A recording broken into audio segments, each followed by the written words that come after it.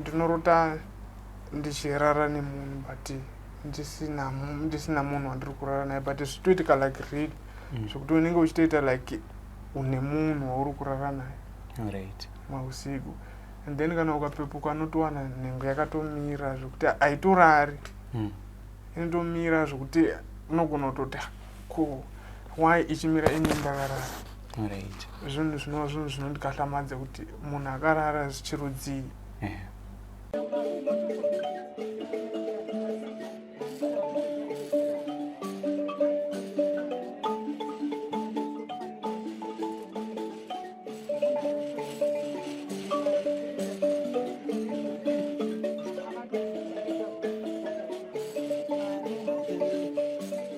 Thank you for tuning in to Zim Newsbeat TV. Sangana zvekare kwatiri kuita paZim Newsbeat TV. Zita rangu ndinoitwa Frank Wesere. Kazhinji mukaona tauya tinenge tasangana nenhamo nemadzudzu mativi mana enyika matinenge tichitenderera. Zvimwe chetezvo nhasi tina mukoma Paulo Kristo Chauke vabva kuchiredzi vauya nematambudziko avari kuda kuti vatsanangurire mhuri yeZimbabwe kuitira kana kuine vamwe vanokwanisa kuvabatsira vawanikwe vachitambanudza ruoko kubatsira mwanakomana. Ukaona munhu azouya pajekerere kuti rega ndinoudza mhuri yeZimbabwe matambudziko anenge abva kure. Saka regai ndichingamidze mukoma Paulo Kristo Chauke tinzwe kuti zvii zviri kumbotora nzvimbo mukati meupenyu hwavo. Paulo, zviri sei? Mushe.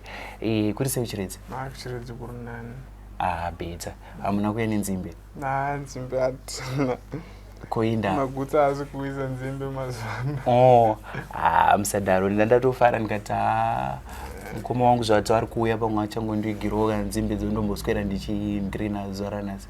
Tadeta tokuigira nzungu chadziri nzungu nzungu dzakaita asi? Dzakaita. Aiwa, tinotenda Mwari. Ndoda kunzwisisa kuti Paulo wandakagara naye nhasi muhombe sei, abva kupi uye mhuri yavo yakamira sei? Alright, inini ndonzi Paulo Kristo Chauke and then makore 24. And then mhuri yangu ndine mukadzi wangu nemwana mudikani wane 3 months. Alright. Saka which means kuti muning'ina wangu kakuite mukoma. Muning'ina. Aiwa, tinotenda zvese ya. Okay, ndoda kunzwisisa dambudziko raita kuti nhasi tigare panapa tichiti rega timbokurukura. Chii chiri kuitika muupenyu hwako Paulo? Alright, mukoma. Dambudziko riri kuitika pandiri, rega nditangira nekumusoro ndichidzika kwese zviri kuitika mumuviri wese. Musoro unotanga kutema kubva na 12 dzemasikati kusvika manheru every day. And then ndichiuya pamaziso pane ziso randakarota richimarwa nemhashu. Ndamarwa nemhashu ndobva raita ndavhunduka kuhope ikoko. Ndobva ramuka rakazvimba ziso. Razvimba ndobva ndakazoona kuti mune chibhora mukati. And then chibhora ichi ndobva chatanga chinotofamba muziso umu. Zvokuti zvoita sekuti ziso roda kuvharika zvokuti chiita like chiri kupara. And then ndadzika pachifuva panapa pane chinhu chinobva apa chokwira chosvika chozvimbisa apa choita sekuti chinhu chakagara pauro. And then ndichidzika nechekuzasi kuma-private parts nekumabhora chaiko. Anoita sekuti anosunga like uregedza usunga uregedza. And then kozoita zvinhu zvinofamba muviri wese kusvika kutsoka. And then zvichifamba kudaro zvinosvika nyange kururimi zvekuti zvoita sekuti rurimi gunenge kuita sekuti guri kudhonzwa kuti kupinde mukati chaimo kuita like kuda kunovhara mweya. And then zvadaro zvoita sekuti ndiri kuhope pandinorara. Ndinorota ndichirara nemunhu but ndisina munhu wandiri kurara naye but zvitoitika like real zvokuti unenge uchitoita like une munhu wauri kurara naye mausiku. and then kana ukapepuka anotowana nhengo yakatomira zvekuti haitorari inotomira zvekuti unogona kutoti ko why ichimira ine ndakarara. Zvinhu zvinova zvinhu zvinondikahlamadzira kuti munhu akarara zvichirudzii zvekuti ndotombomuka ndogara upedza umbotadza kubata uchimbofunga kuti asi dambudziko iri why zvekare pamwe pacho ndinotomborota ndiri kuchikoro every day ndorota ndiri kuchikoro at the same time papo ndichitobobewa so ndotozozviona kuti ende zvandenge ndichinyora futi hazvo zvisingatombonzwisisi kuti kuchikoro kwacho ndakabva 2021 2022 but why ndichirota ndiri kumashure. Ndoda kudzoka kumashure titange padambudziko remusoro. Nanzo muchiti musoro unotanga kutema kuma 12. Unonyarara nguva? Unonyarara kana ndichinge ndarara. Zvisina nguva here kana kuti? Lese manheru. Pandinongorara chete manheru paya. Unogona kubva pese kubva na 12 1 2 3 4 5 6 pandinozorara. Pandinongozopepuka chete ndopepuka musoro wanyarara. Wanyarara. Wakamboedza here kuenda kuchipatara zvichida pamwe pane dambudziko rinenge riri kuripotwa nekutema kunenge kuchiita musoro? Ndakazama hapana chakabuda. Vaiti chii asi? Vanongoti vangonipa matablets. Kana watanga kutema unomwa matablets. Saka dambudziko rane nguva yakareba sei? Ramusoro rega ndidzoke kumashure. Ndakamboti ndiri mwana ndatokura kuzvigrade form 1 grade 7 papa. Zvakatanga grade 7 ndaivhara maziso ndichinyora zama. Ndaiona mute maziso otadza kuona zvokuti ndaibuda panze ndonitasa zuva zvomboti zvopera ndodzokera ndononyora. Saka nokudaro ndakazopedzisira ndakubatwa nedzungu nzeve dzichivharika maziso ovharika zvokuti nyange munhu akataura muno handitombomuzva. Saka rakaramba richikura ndorangarira rimwe zuva takaenda kumapurazi kunorima netractor. Munhu aidhiraivha tractor aiye andiona asi pandakasumuka kudai ndakabva ndabatwa nedzungu riya maziso ndobva avharika nzeve ndobva dzavharika. Tractor ndobva rangodarika nepamberi pangu papo zvokuti ndonasa kuti rakatondiguma but handina kuzvinzwa. Nadhiraivha akangofungidzira kuti nekuti ndinogona kupretenda like zvese zviri normal. Dhiraivha haana kutozoona kuti munhu zviri kuitika paari zvinhu zvihombe.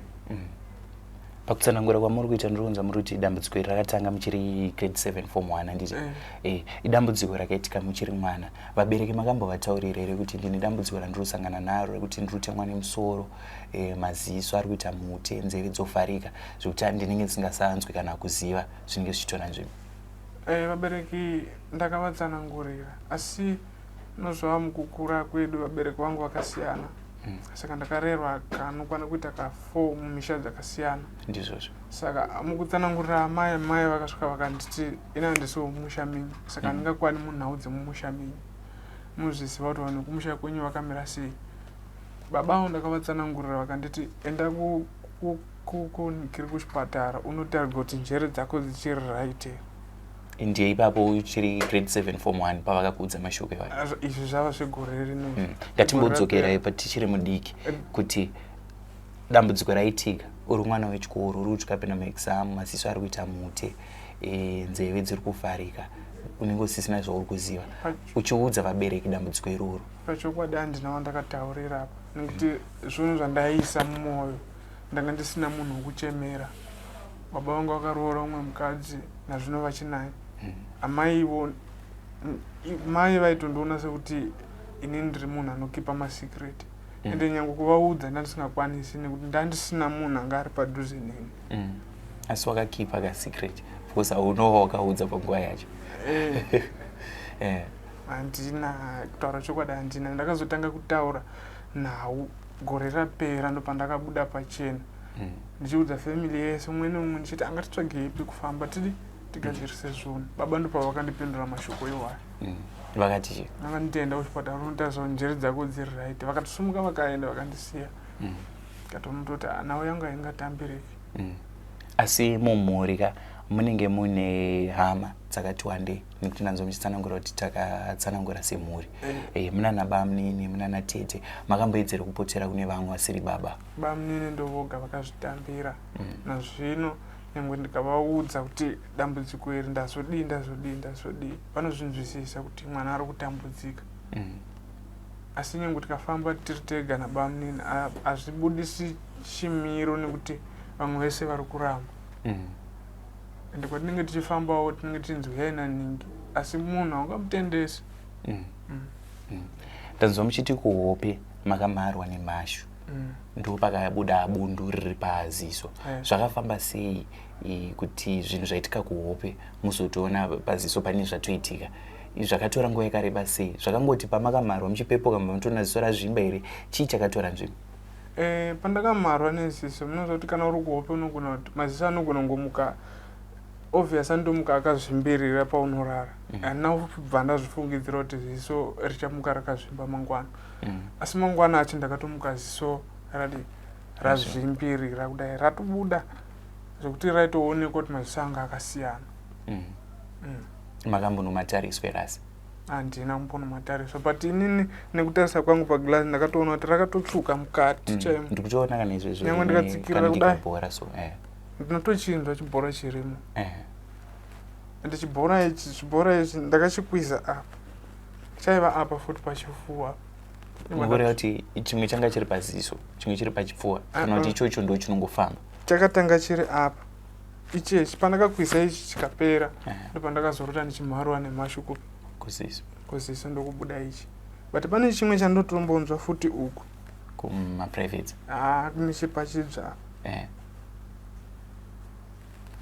ndotombonzwa kuti ndotofunga zvibhora izvi zvakatowanda kungoti handizvinzwe zvimwe zvacho asi zvese izvi zvitomboti kana kuti takatarisana nemaziso kuna nachiremba vemaziso makambotora here dambudziko iri mukaenda kwavari kuti onai zviri kuitika muziso rangu nokuti ndakatogara panamba ndiri kuchiona handisati but inini nekuona zvandiri kusangana ndirikuzvona hazvisi normal hazvisi nhau dzekuti dzinoda chipatara nekuti nyangwe nzeve yangu iyi inorira zvekuti inoita like kurohwa ngoma chaiye kana panorohwa ngoma inoti handizvi ndingazvitsanangura sei zvekuti ndinotovata ne one side ndakaitsikirira kuti isati ndikwanise kurara but inogona kurara womuka ichingoita saizvozvo zvokuti nyangwe munhu akataura apa hautonzwi zvakanaka kuti gugugugu chaiko kuta like handizivi ndingazvitsanangura sei pamwe inomboti like iri kubuda mweya nazva futi muchitsanangura kuti kuhope ikoko muri kurota mukadzi ari kuuya achirara nemi zviri kufamba sei anouya kakawanda sei ane mazuva here ane nguva here kana kuti anongouya paangofunga kuda kuuya segore rapera rega nditange kutsanangura gore rapera gore rapera unogona zvogona kutoitika katatu pausiku humwe zvaigona kutoitika katatu pausiku humwe but pandakauya ndikashandigwa zvakabva zvangoti mbijana zvokuti zvaizvezviwo zvogona kuitika kamwe kana kuti pavhikiyo kana kuti kana muchinge musinganzwanani mumba nekuti munenge musina nguva yekuti yekusangana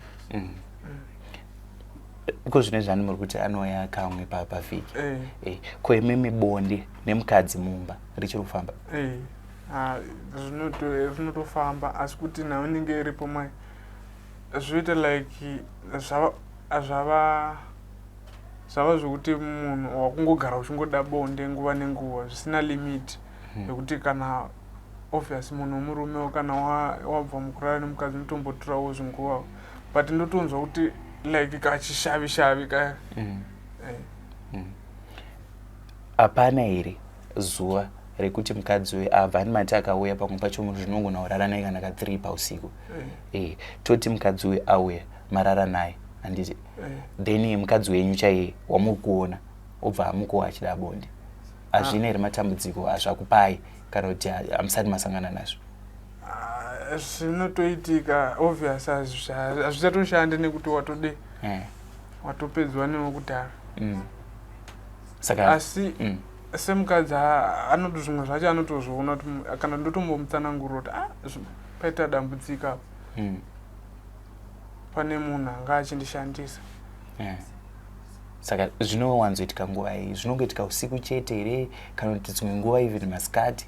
Masikati hazviitiki, mausiku chete kana kondoedza kana kuma 3-3.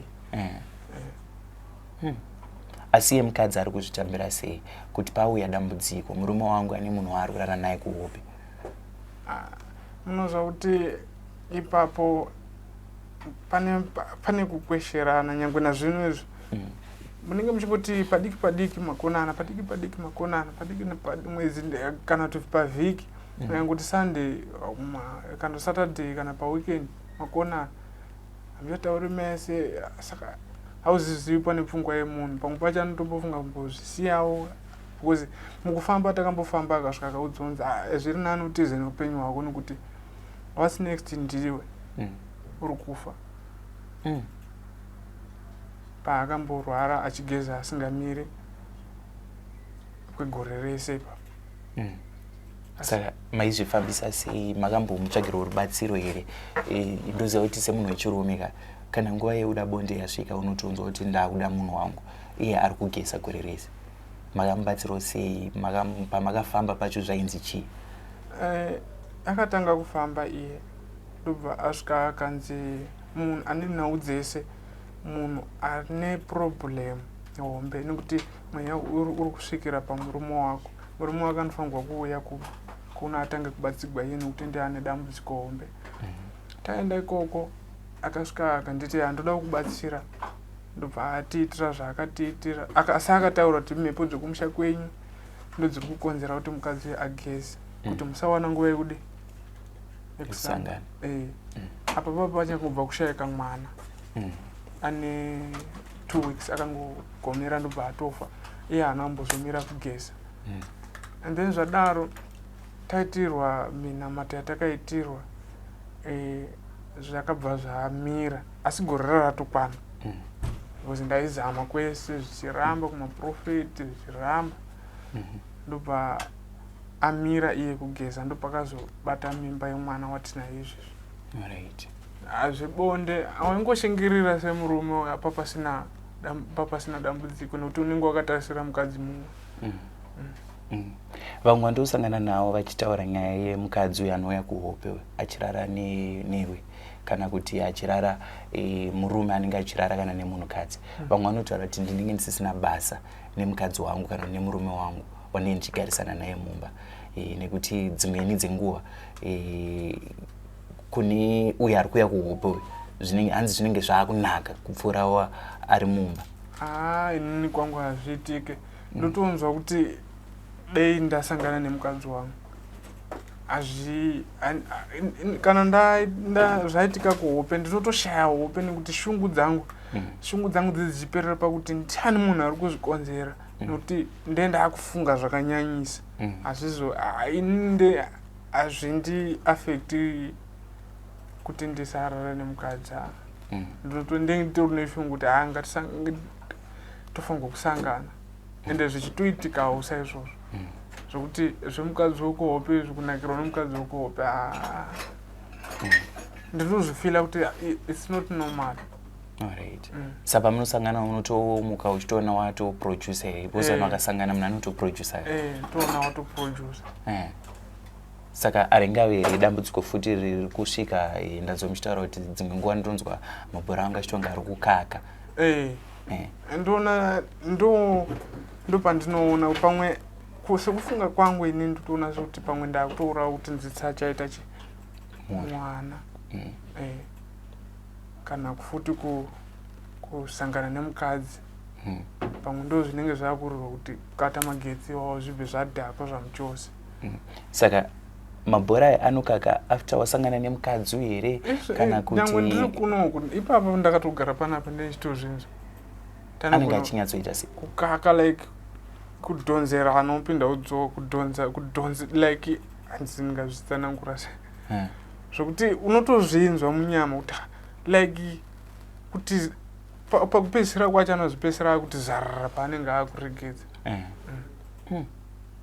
Ndinozwa futi uchitsanangura uchiti pane zvinhu zvauri kunzwa kuti zvinenge zvichifamba mumuviri. Dambudziko iri rakatangawo sei? dambudziko iri ngati gore rapera museri rakatanga zviri zvigumwe izvi zvigumwe zvangu izvi chinogona kudai choga chobhenda kudai chomira chakadai so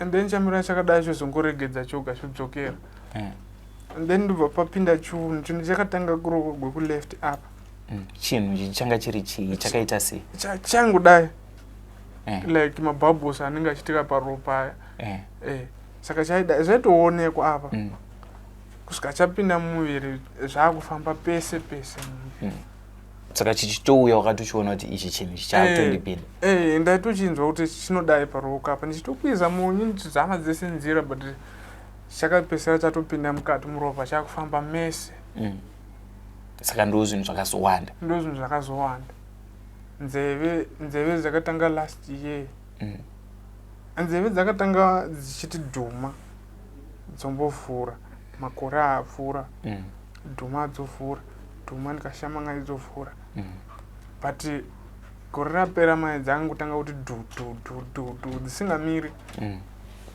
saka hazvina nguva kana kuti zvinongoitika anytime hazvina nguva pandaiverenga meseji wakatumira ndakaverenga futi uchiti unonzi wange uri kudyiwa nemakonye ndatatoka apa pakona yangu yemusoro apa panoitika like handiti munoona munofila kuti makonye paanofamba paanenge achiita sei anenge achiita sekuti like pari kudyiwa like but hazvirwadzi but unotozonzwa kuti pasosona regai ndimbodi ndimbokwenye kuti zarara zvoregedzi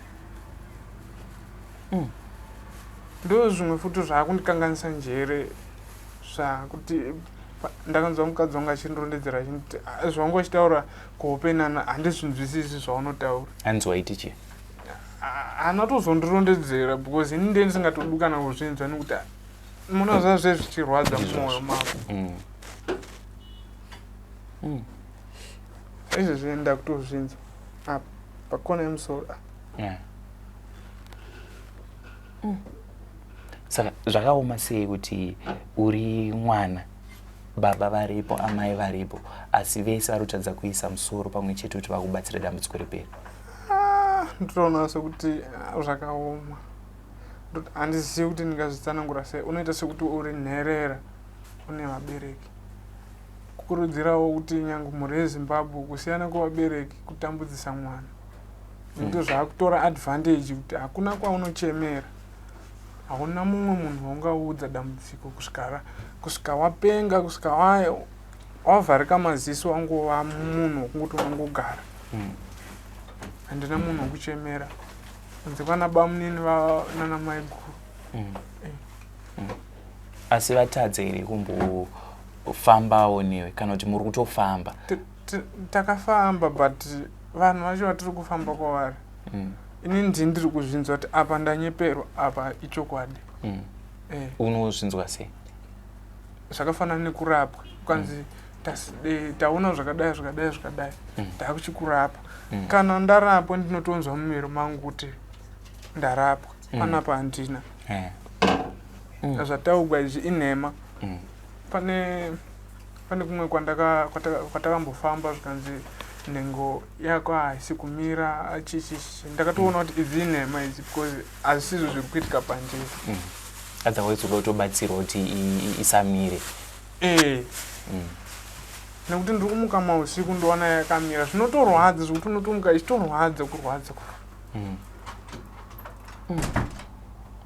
right ndoda kuuya patsanangudzo dzauri kufamba uchiudzwa kungava kumapostori kungava kune vechivanhu vachona kuti uzorapwa ka vanenge vaona kuti no dambudziko riri pakati mauri kufamba kana kuti zvawakutendeseka nazvo kuti izvi zvingangova zviri zvechokwadi vari kuti chi vari kuti maproblem ari kubva kumusha kwenyu asi ini nehope dzandinenge ndichisangana nadzo ndinotozvona kuti zvimwe zvacho zvinomeka senzi zvimwe zvacho ndinenge ndichinyepegwa nekuti inini pamwe pacho ndinotozviona kuti apa uyu ndinhingi uyu ari kuuya kuhope kwangu tisingavatauri mazita vanhu ivavo uri kuona vachiuya kuhope pane here pauri kufamba futi uchivabata kuti dambudziko riri kubva kuna ningi wako. Hatisi kutaura kuti ndiani kana kuti, asi ndiri kuda kuti tibuditse kuti zveshuwa vanhu uri kuona kuhope vane chekuita nematambudziko uri kusangana nawo.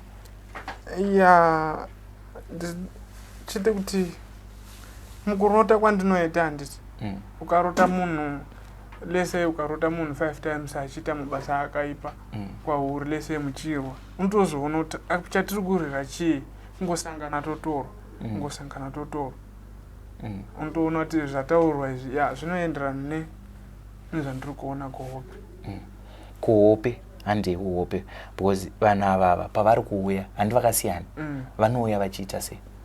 Vamwe vacho vanouya vachindirwisa, vamwe vacho vanonditumira zvihove zvinenge but ukazvibata iwo zvezvichitaura zvinotaura zvichiti chimwe chechitoti nditori chikwambo. Saka zviri kudei kwauri? Kuda kungondishandisa, ndangondishandisa nekuti opedza ndakarota ndakanyatsotaura mazita. Ndakarota pane munhu atuma mwana wake, atuma mwana wake kudaro, asi akatuma mwana aine chindiro changa chiine hove mukati, asi zvaita sekuti hove yapa ndakaibata yakatanga kutaura, ndobva ndati munhu atonitumira chikwambo. Saka pandaitaura kudaro ndobva ndavhunduka, ndobva ndamuka, ndobva ndagara 30 minutes ndichifungisisa kuti apa ndatotumirwa chikwambo kapa. Ndobva ndarara futi, ndobva dzajoinera paya hope, ndikati andoda unochidzosera chinhu ichi. Ndichinochidzosera kudaro ndakasvika ndikaona mwana wacho aripo, uya akauya nendiro iyayi. Ndobva ndati no, mai vako vachinditumira zvikwambo, ndadzoka nechinhu chenyu ichi. Zvikanzi hapana, pane chimwe chatosara chawatosiya ikoko kumba kwenyu. Kana sina kuuya ichocho hapana zvatingaita. Ndobva ndamudzosera, zvikanzi mai vanofamba vachipa vanhu zvinhu zvakaipa, vanotumira vanhu zvinhu zvakaipa. Vanhu vari kufona pano vachinetsa vachiti muri kutitumira zvinhu zvakaipa, tiri kutadza kugara nevakadzi vedu zvakanaka. Ndobva ndapepuka futi ndikavhunduka, ndobva ndagara futi 30 minutes ndichifunga futi kuti sei zvinhu zvakadaro. Ndobva ndarota futi, ndobva dzakondinywa futi pandapedzisira paya, ndichienda futi kumunhu ndichitsvaga futi munhu uya mai vake vavo ndichida kuvabvunza sei muchinitumira zvinhu izvi. Ndobva vataura mazita kuti inini handizvizivi, ndanovhunza. Ngatishandise ukama, saise mazita kana kuti baba kana tete kana ndaimubvunza veukama vakuru ndo vanozviziva kuti unozvigadzira sei, asi chinhu chawasiya chisina kuuya ndo chine dambudziko rese. Ndanzochiti pakauya ndiro iyi maiva nezvihove izvo zvaitaura, wakagona here kutaudzana nazvo kuti unzwisise kuti zviri kuunzwa kwauri zviri kuda kuita basa rei mukati meupenyu hwako iwewe? Zvakatotaura but haizvozvi zvandinyatso kuzvirangarira zvatakataurirana ipapo, but madhezi hakusi kare ngati ndaidoda kuuya kuno ndaizviziva. Saka vanhu vacho vakangosiyana siyana vandinenge ndichiona. Asi vese ndevemumhuri kana kuti vamwewo vanobvawo muraini kana kuti? Vese ndevemumhuri. Ende pasina futi ari kukwanisa kutakura dambudziko rako kuti ngatimbofamba itione tingabatsirana sei? Havatodi kana kunzwa kana kundiona chai, havatodi. Ndosaka nyangwe kumba handina kusvika kuchiredzi chaiko chaiko kumba kwedu handina kusvika, nekuti ndinozviziva kuti chavari kuda kuita kudisturba kuti ndisatofamba, nyangwe chimari ichocho chandinacho chekufambisa ichocho chipere ndisati ndambodi ndisina zvandaita. Ndanzochiti pawakaenda kuna amai vakasvika vakakuti iwewe kumhuri yana baba wako unoiziva ende havano zvavakazokwanisa kukubatsira nazvo? Zvechokwadi ndo zvavakandiita, vakanditi nandisiwe nekuti ine handidi kukuwadzigwa mahara. Ende dambudziko iri mai vangu futi vakageza kubva 2023 kusvika 2024 kandisingakanganisi ipapo, vachigeza non-stop zvaita muroora wavo. Saka inini vakangobva vanoti zvokumusha kwenyu handidi. Zvingava zviri izvo here futi zvakaitoti vabve mumusha kana kuti? Ipapo ndo pandisingazivi apo ndo pandisingazive ndingafungidzira kuti apo neapo asi kwatiri kufambawo vanhu vasingajekesi zvakanaka zvekuti unosara une mibvunzo yakawanda mumusoro kuti saka zvingazokunze gwana ndinenge here kana kuti asi iwe haunombobvunzwa here amai kuti amai kana muchiti izvo inini handidi kukuvadzirwa mahara ivo vakaone bhozi kana wanzwa munhu akutaura chidaro ane zvaakasangana nazvo zvaakaona pamwe tisatasa dambudziko kugeza kwavari kuita ivo ndoona sekuti vanotozviziva kuti dambudziko rakabva kupi.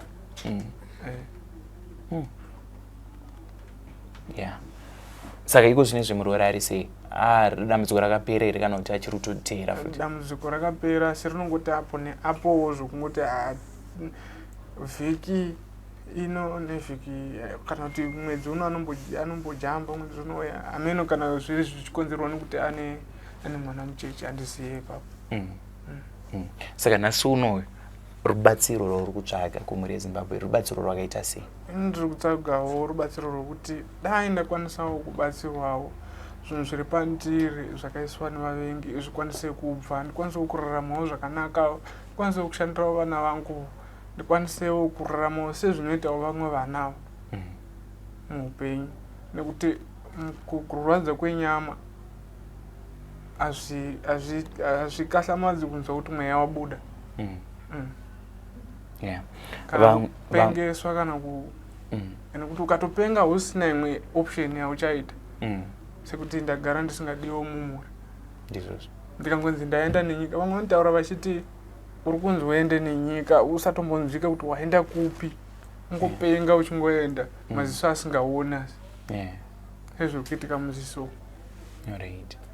Vamwe pavanouya vanenge vaine kwavanenge vachida kuenda sekuti vamwe vanokuzoti inini ndaneta nemapostori ndakumboda kuchivanhu kana kuti vamwe vanoti ndaneta nevechivanhu ndakumbodawo kana vemachechi uri kuda kubatsirwa nevanhu vakaita sei? Zvakaita mukoma kumachechi kubva 2011 ndichiri muchechi ndainamata kumasowe ndikakura ndichinamata kumasowe ndikakura kusvika ndane 20 kana 21 22 ipapo handinyatsoziva pandakaona kuti hapana zvandiri kuita because kwese hakuna kwanisina kusvika nyange kuharare kuno ndakambokusvika ndo second time yangu kusvika kuno kuharare ndizama denda batsirika because pandakauya first time ndaenda kumapostori but havana kana chimwe chavaitaura pamusoro pedambudziko rangu but ini ndaizvinzwa kuti 1 or 2 zviri kundibata apo neapo ndo madhesi andaibatwa nedzungu nekuvharika kwenzeve nemaziso zvisingaoni. Saka kubva 2011 kumasowe wakaenda nekuda kwedambudziko here kana kuti dambudziko rakatozouya uri mukati memasowe? Kumasowe ndakangoenda zviya zvokungofarira kungoti kunoimbiwa kunoita sei vanenge vachiprofita vanhu vachiita sei zvavana vacheche zviya zvokungoti unongofariravo kungoenda handina kuenda nekuda kwedambudziko but dambudziko ndakazozvo ndati kurei ndo pandakatanga kurizena kuti izvi zvinhu zvandiri kusangana nazvo zvasinoma. Asi michechi vaimbokubatawo here kuti Paulo shamwari tiri kuona iwewe une mhepo yakaita so kana kuti une matambudziko akaita so uya timbokubatira muna macho? Dambudziko ravaitaura ndiri kuti kuita mwana kuchanetsa chete kana kuita mukadzi kuchanetsa ndo zvavaingotaura chete zvisina mberi kwavaitaura kuti nei zvichidaro. Asi vakazokupa kundiso? Ndaingopiwa kundiso asi hapana kwazvaingoenda zvaingoramba zviri panzvimbo imwe chete because ndakutozviona izvezvi kuti hapana zvakachinja kuchinzi zvakachinja ndaide ndichizviona nyange iko zvino izvi kuti zvavaiti kuita mwana kuchanetsa mukadzi ndakaroora but problem havanga vasingaibudisi pachena problem ndeipi. Mumhuri wakangoberekwa uri 1 here kana kuti une vamwe vakomana vanini? Ndakaberekwa tiri 2 mukomana ndakazvagwa 17 December 2001 munokuna wangu akazvagwa 18 December 2006. Right. Dambudziko ranoriziva wambomutsanangurira? Ndakambomutsanangurira, asi izvezvi zvayatesi zvainoita mhepo iyi inondiparadzanisa nevanhu. Ikangoona kuti saizvezvizvi ikangoona kuti ndakubatana naningi inogona kusvika disturb kungova munhu ari lonely, ungogara ndiri ndega. Saka nemunikina takasiyana nekuda kwekuti gore rapera ndakambofundira mukoma Robert asati nauzvanana because ndaiva nemission yekuti ndofanirwa kuti ndaionawo kuma YouTube avo vana kuti regai ndiende kumba ndinogadzirisa zvinhu zviri kunetsa izvi. Apa ndakasvika kumba ndikati mukoma munikina ndiwedzerewo nyangwe ndikawo 400 ndozodi ndozokukavha mari yako, ndoda kuenda kuHarare ndiponozama kubatsiro because ndine dambudziko rakadai.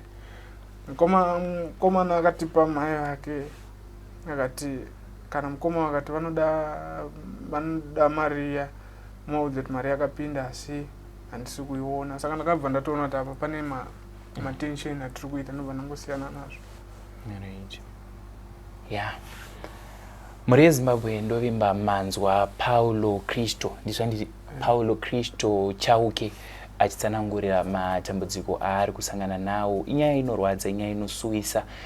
Mwanakomana wakaona uya pajikerere kuti rega ndinotaurirawo muri yeZimbabwe vanzwe kutambura kwandiri kuita. Ndofunga manzwa matambudziko aari kusangana nawo kuti ndinotemwa nemusoro, anonzwa kunge musoro make mune makonye anenge achimusosona, ane chinhu chaanonzwa chinokwira kubva mudumbu chichienda pachest, uyezve kusikarudzi yake anonzwa kunge anodhonzwa kana kukakatwa paanenge akagara, uyezve muhope ane munhu waari kurota achisangana naye. Dambudziko iri riri kunyanyorwadza nekuda kwekuti hapana wehama kana kuti weukama ari kuda kumira naye. Ndofunga manzwa kuchema kwaaita kuti vabereki kana mukange masepareta hazvireve kuti ndava nherera, batanidzewo musoro mugone kundibatsira.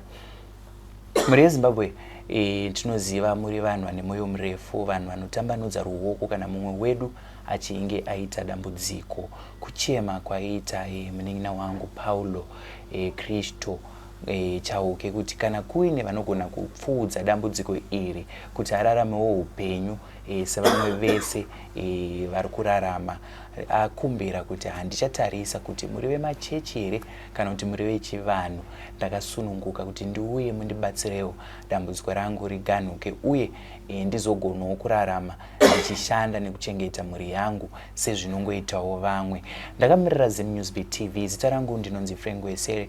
Ndichikukurudzirai kuramba muchifollowa, kulike nekusubscribe pamaprograms ese atinokupai pari zvino. Ndichiti chisarai.